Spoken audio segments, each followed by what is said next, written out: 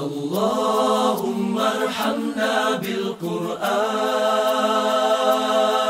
waj'alhu lana. Assalamualaikum warahmatullahi wabarakatuh.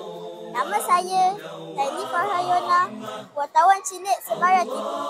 Pada hari ini, sekolah saya mengadakan majlis khatam Al-Quran. Majlis ini diadakan bagi meraihkan murid-murid yang berjaya mengatamkan Al-Quran.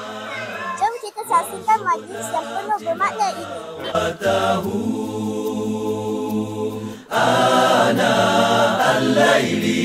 al-laili wa atrafan nahar waj'alhu lana hujjatan. Allahumma arhamna bil Qur'an waj'alhu lana imaman wa nuran wa hudan wa rahmah. Allahumma dhakkirna minhu ma nasina wa 'allimna minhu ma jahilna warzuqna tilawatahu. Khatam Al-Quran beserta dengan penutupan bulan Ramadan. Atrafan nahar waj'alhu lana hujjatan.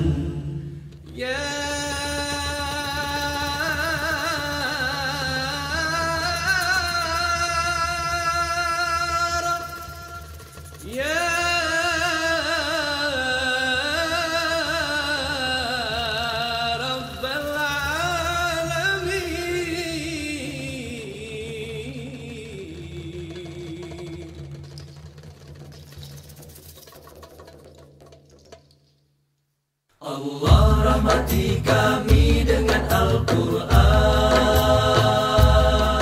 jadikan ia pimpinan cahaya, petunjuk dan rahmat. Allah ingatkan kami apa yang terlupa, ajarkanlah yang tak diketahui.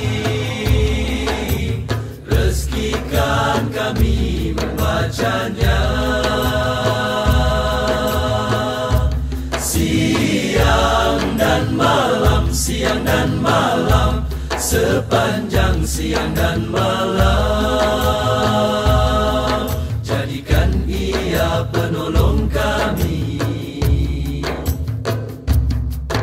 Allahumma arhamna bil Qur'an waj'alhu lana imaman wa nuran wa hudan wa rahmah. Allahumma dhakkirna minhu ma. Alhamdulillah, majlis khatam Al-Quran pada hari ini telah berjalan dengan lancar. Semoga kita berjumpa di episod yang akan datang. Bye. Assalamualaikum warahmatullahi wabarakatuh.